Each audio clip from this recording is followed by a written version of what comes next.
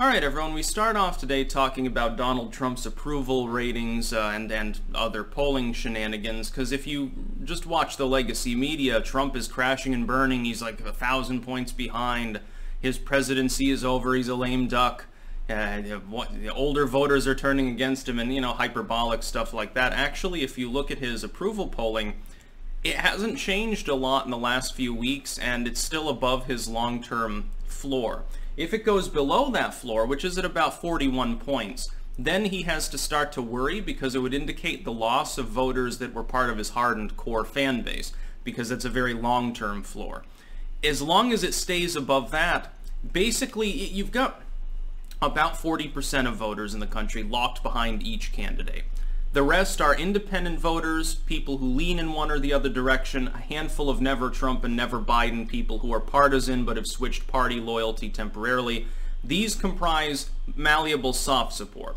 It would be almost impossible for Trump to ever fall below that approval ranking unless people that long-term had liked him, that genuinely liked him, probably for things beyond partisan reasons, were fleeing.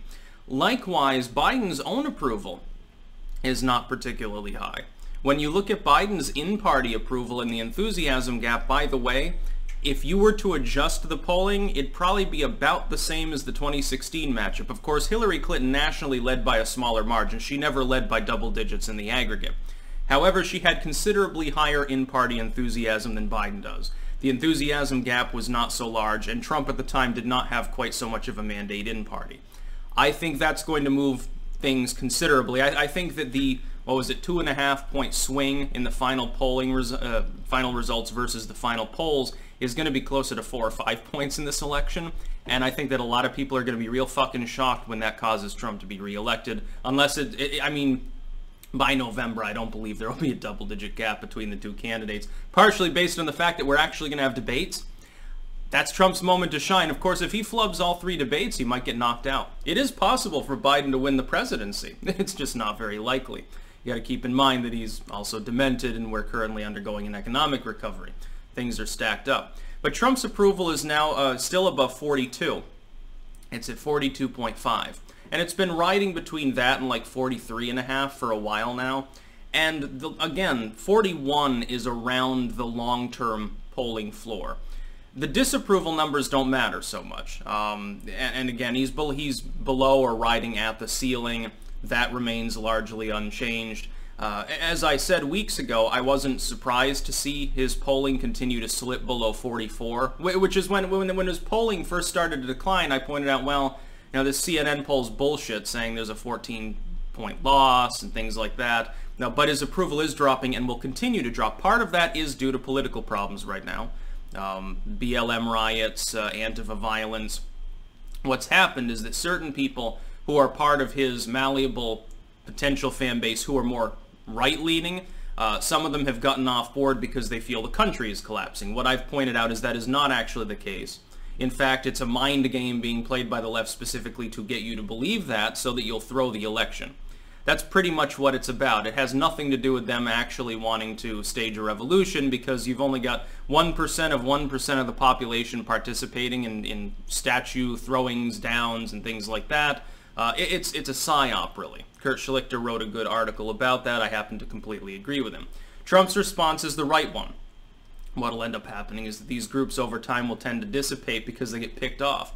Even where police forces are largely not involved, the FBI exists. In some cases, ICE exists, by the way. The National Guard exists. Their Capitol Police exist as well, Gesundheit.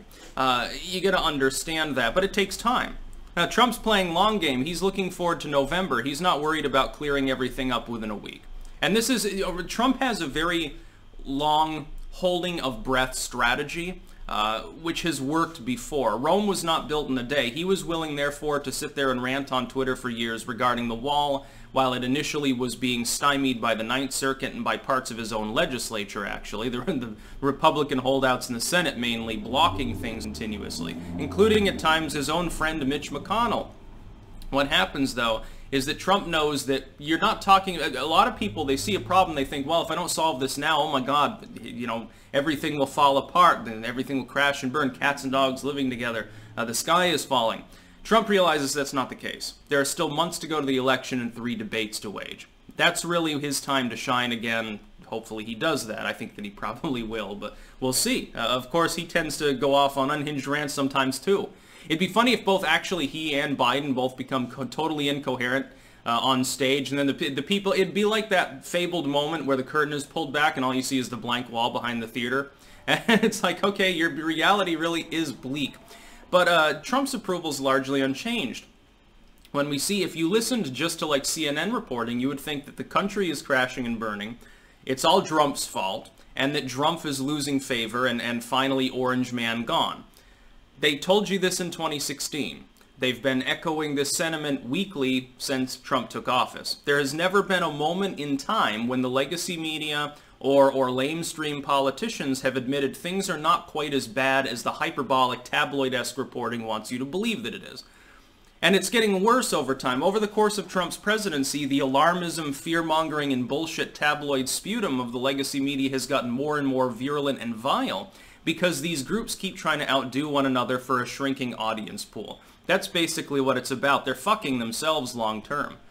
Just like Fox set the stage for the disruption of cable TV in general. All of their wild swinging shots and jump cuts and blaring horns and gotcha politics sort of stuff, that helped to reinvigorate cable news TV.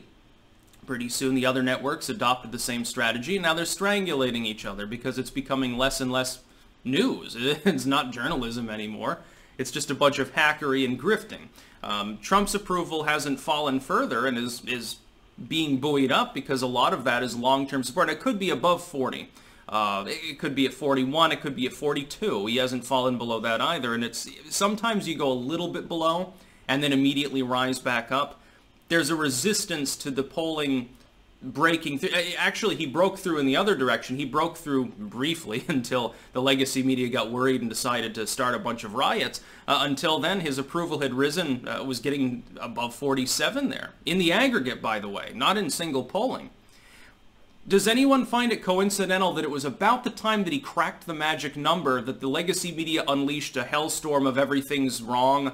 And they basically caused these riots by fixating on this particular police killing and ramming it into the news cycle 24/7 and claiming, inorganically, and astroturfing with their Antifa buddies, which get money from these people, by claiming that everyone was angry and it's Trump's fault and police brutality is a big problem, which it largely isn't.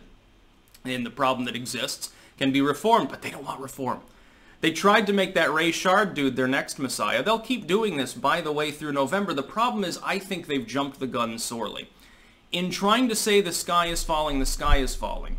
While we're undergoing a potential V-shaped recovery, while coronavirus is not really, there is no second wave. They can claim that all day, all they want, but it doesn't really exist. The death rate is way down because of expanded testing. We're realizing, again, most people barely are sick or they're asymptomatic. If you test more people, you're going to find more cases and the death rate will drop. It's just the way that it works. We're deploying more tests than other nations, therefore we get more cases. There's a reason why Trump has basically said, fuck testing at this point. Limit the amount of testing and all of a sudden it looks like the cases drop. How do you think China got rid of the virus? They realized, hey, 99% of people that get it are barely symptomatic anyway. Why are we even testing for this? They were fucking their own economy in the process. I think that it's a funny time we live in. I don't expect Trump's approval to fall below his floor.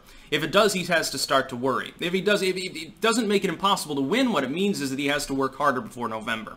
The problem is there are so many things to work on, it limits his ability to get everything accomplished that he needs to make the case to the American people to re-elect him.